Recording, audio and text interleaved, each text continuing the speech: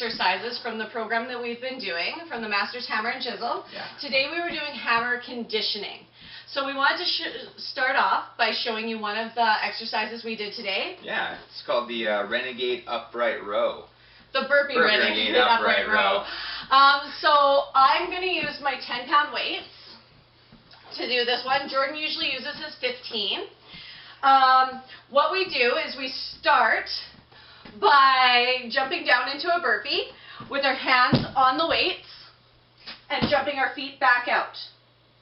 Now when we do this, Jordan's going to point out some things that we want to make sure that we're doing in the plank position. Yeah, so when Jen jumps out to her burpee, we want to make sure that her butt isn't too high in the air. So that's bad. And if it's too low, we're putting too much strain on our lower back. So we want to make sure we're in a nice linear lines from our shoulders all the way down to our heels. That's a perfect plank position.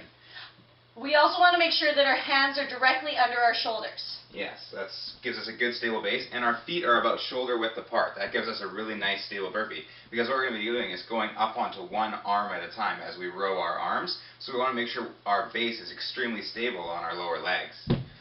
So Jen's just going to row one side at a time here and show us what the row looks like. So what we're focusing on here is squeezing the muscle at the center of our back beside our spine, between our shoulders together. So we pull up until we start to feel a nice tension happening in the center of our back. Now we jump back up and we do an upright row. So what that means is we're going to row and lift our weights to the side of our body. We're only going to go to chest height though. We're not going to hang our elbows way up here. We're not going to hang out down here because that doesn't give us full range of motion.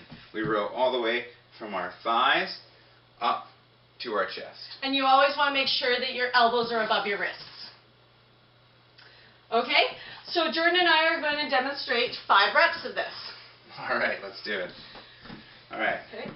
1, 2, 3. Let's do it. Right, left, burpee up, and row. And right, left, upright row. And right, left, and upright row. All right, a couple more. And this is our last one.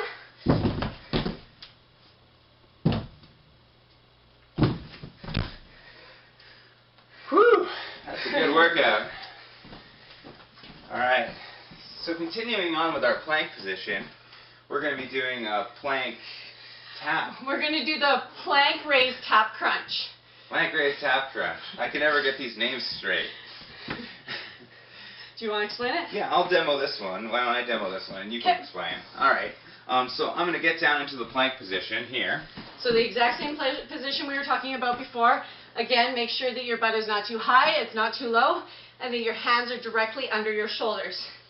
So for this one, Jordan is going to raise his right hand forward, and he's going to reach it out in front of him, tap it back down under his shoulder, reach it out to the side. He's then going to put it down, and he's going to bring his right foot forward, tap his left hand to his foot, and put it back. And then he's going to repeat that.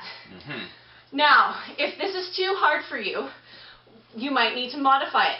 To modify it, you will tap your right foot or right hand on the ground in front of you, bring it back to under your shoulder, tap it on the ground to the side, bring it back under your shoulder, and then you'll just bring that right knee up to your left elbow. So you're just getting, you want to get the twist, so you're getting the obliques in the crunch. Okay? And then you place it back. And then we do the same thing on both sides. Yeah, so as many reps as you do on the right, you want to make sure you're doing the same amount on the left. Now we also want to make sure we keep a good pace that's consistent throughout this workout. So we're going to develop a little bit of rhythm. We're going to go front, side, crunch, front, side, crunch, because that allows us to count out our reps in a way that's consistent. Move over so I can do it with you. All right. Okay, how many are we doing on this side? We'll do 3 per side. 3 per side? All right. Okay. All right. Ready? 1, 2, 3. Front, side, crunch. Front, side, crunch. Oh, I modified that one. Crunch. Okay, and for the other side.